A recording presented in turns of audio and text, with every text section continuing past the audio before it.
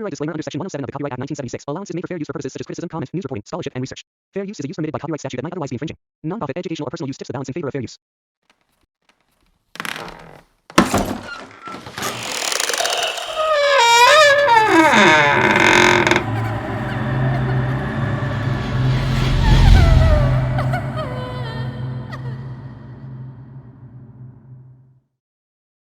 तो चलिए बढ़ते हैं आज की इस कहानी की ओर।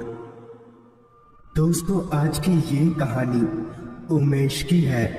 उमेश तब 19 साल का था जब उसके पिताजी चल बसे। पिताजी के मरने के बाद उमेश के सर पर मानो जिम्मेदारियों का पहाड़ सा टूट गया था। ये सारी जिम्मेदारियां हल्की हों इसलिए उमेश ने गांव में काम ढूंढने की कोशिश भी की, मगर उसके गांव में उसे कोई काम नहीं मिला।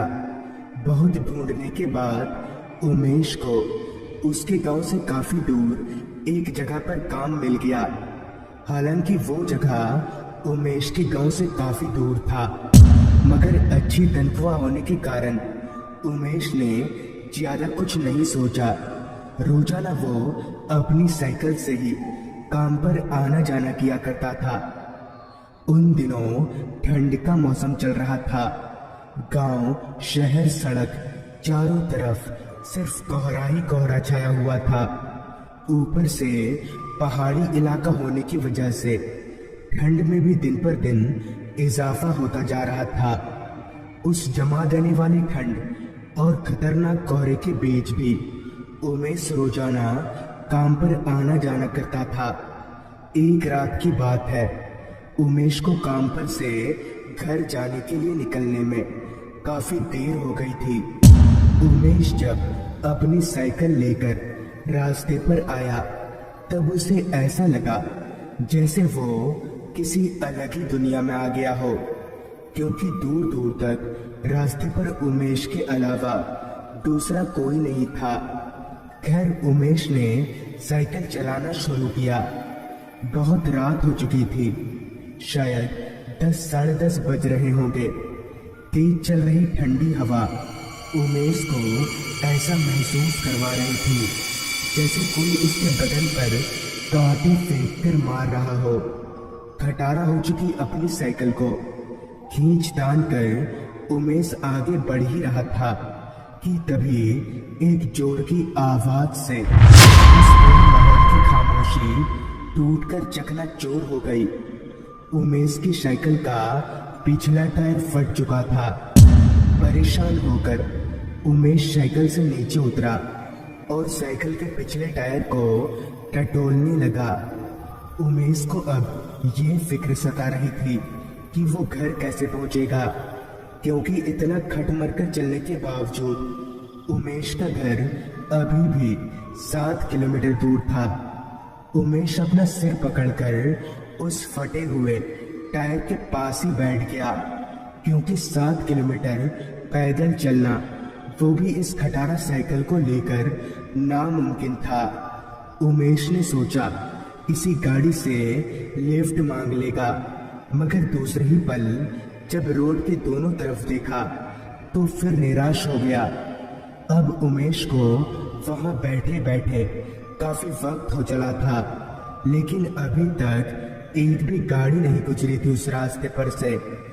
तभी उमेश उठा, ये सोचकर कि अब कुछ करना ही होगा, ऐसे बैठे रहने से कुछ नहीं होगा। इस इरादे से उमेश अभी उठकर सीधा खड़ा हुआ ही था कि तभी दाईं ओर से आती किसी गाड़ी के हेडलाइट की रोशनी उमेश के चेहरे पर पड़ी। उमेश ने उस रोशनी की ओर देखा तो एक ट्रक उमेश के करीब आ रही थी। उमेश हाथ दिखाकर उस ट्रक वाले को रुकवाने लगा, मगर ट्रक बिना रुके ही उमेश के चेहरे पर धूल उड़ाती हुई वहां से निकल गई। उमेश घबराकर थोड़ा पीछे हट गया, क्योंकि अगर वो उस ट्रक को रुकवाने के चक्कर में थोड़ा और आगे चला जाता तो शायद वो घर ना पहुंचकर कहीं और ही पहुंच गया होता। उमेश बुदबुदाते हुए उस ट्रक वाले को गालियां देने लगा। उमेश अभी उस ट्रक वाले को गालियां बक ही रहा था कि तभी उसे दाईं ओर से एक और गाड़ी आती दिखी, मगर इस बार कोई ट्रक नहीं बल्कि एक छोटी सी कार थी।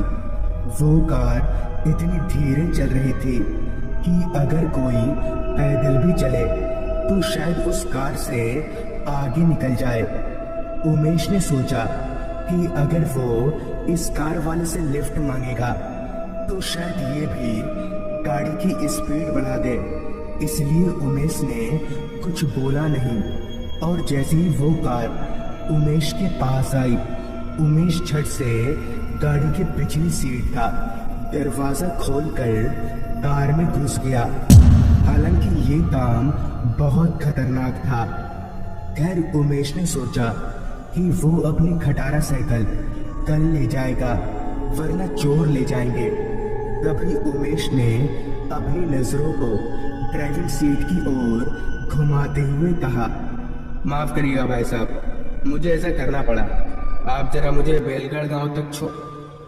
ये बोलते बोलते ही उमेश रुक गया क्योंकि ड्राइविंग सीट पर जहां ड्राइवर होना चाहिए था वहां कोई नहीं था। उमेश बहुत जोर से चीखना चाहता था मगर उसका गला बैठ चुका था।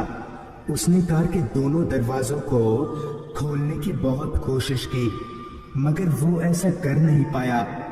उमेश ने खिड़की खोलना चाहा मगर वो भी नहीं हुआ। ऐसा लग रहा था जैसे कोई कार में ना होकर भी कार में ही है और वही कार को कंट्रोल कर रहा है। उमेश अब तक पूरा डर चुका था। उसके शरीर के अंदर हड्डियां तलक भी कांप रही थी। उमेश को ये समझ नहीं आ रहा था कि आखिर ये सब उसके साथ हो क्या रहा है। गाड़ी की स्टीयरिंग अपने आप ही घूमने जा रही थी।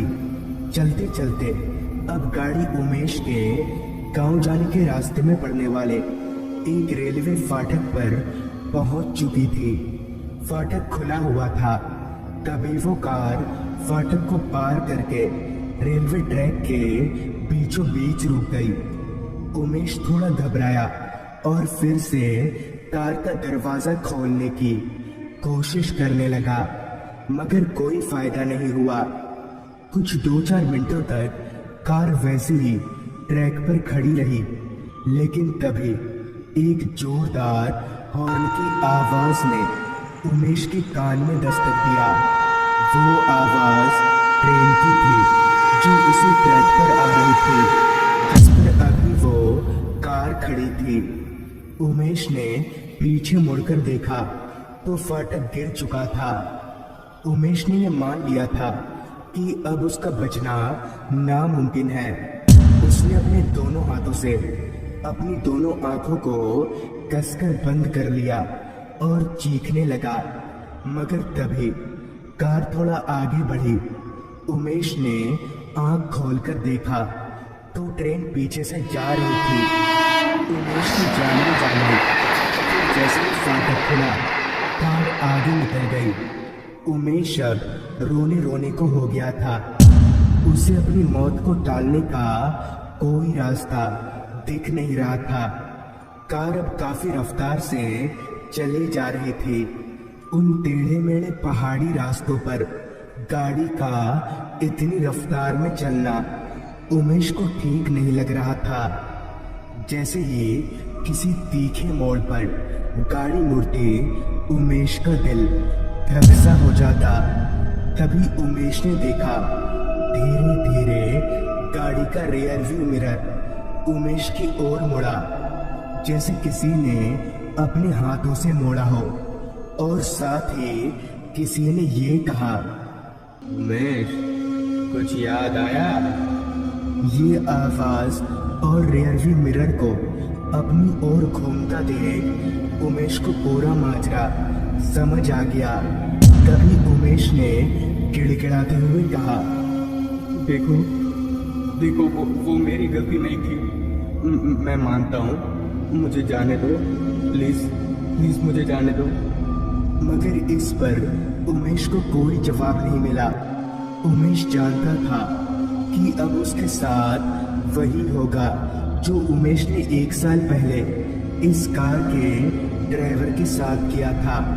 तभी उमेश ने देखा कि गाड़ी में अपने आप ही बहुत सारा खून फैल चुका है और खून से सना हुआ एक बड़ा सा पत्थर भी ड्राइविंग सीट पर पड़ा हुआ है। उमेश जान गया था कि अब आगे क्या होने वाला है, मगर तभी एक झटके से गाड़ी रुकी। उमेश ने बाहर देखा तो उसके गांव के पास का इलाका था। तभी सामने से फिर एक बार आवाज आई। मैं चाहता तो तुम्हें मार सकता था, पर तुम्हारी कोई गलती नहीं थी और शायद तुम्हारी जगह मैं होता तो यही करता। ये सुनकर उमेश ने दरवाजा खोलने की कोशिश की तो दरवाजा एक बार में ही खुल गया। दरवाजा खोलकर उमेश जैसे ही बाहर निकला तो वो दंग रह गया, क्योंकि ठीक उसके सामने उसकी पंचर साइकिल खड़ी थी। मगर ये कैसे हो सकता है? भला अपने आप ही साइकिल इतनी दूर से यहाँ कैसे आ सकती है? उमेश ने पीछे मुड़कर गाड़ी की ओर देखा तो कार वहां से उमेश अपनी साइकिल लेकर सीधे घर पहुंचा। दरअसल आज से ठीक 1 साल पहले देर रात गए एक बार उमेश अपनी बहन के साथ उसी रास्ते से घर लौट रहा था। वो दोनों पैदल थे और गांव बहुत दूर था। तभी वही कार उन दोनों के पास आकर रुकी। ड्राइवर ने दोनों को लिफ्ट का ऑफर किया। वो दोनों मान गए, क्योंकि पैदल चलने से तो बैठकर जाना ही अच्छा होता। मगर थोड़ी दूर जाते ही उमेश को पता चल गया कि उस कार ड्राइवर की नजर अच्छी नहीं है। वो बार बार लुकिंग ग्लास में पीछे बैठी उमेश की बहन को ही देखे जा रहा था। एक बार तो हद हो गई, जब उमेश हल्का होने के लिए गाड़ी से नीचे उतरा तब ड्राइवर उमेश की बहन के साथ बदसलूकी करने लगा। ये उमेश को बर्दाश्त नहीं हुआ और उसने पास ही में पड़े एक बड़े से पत्थर को उठाकर उस ड्राइवर के सिर पर दे मारा, जिससे वो वहीं मर गया। और शायद आज उसी की आत्मा उमेश को मिली थी। तो दोस्तों, ये थी आज की कहानी। जल्द ही मिलूंगा आपसे ऐसी ही एक कहानी के साथ।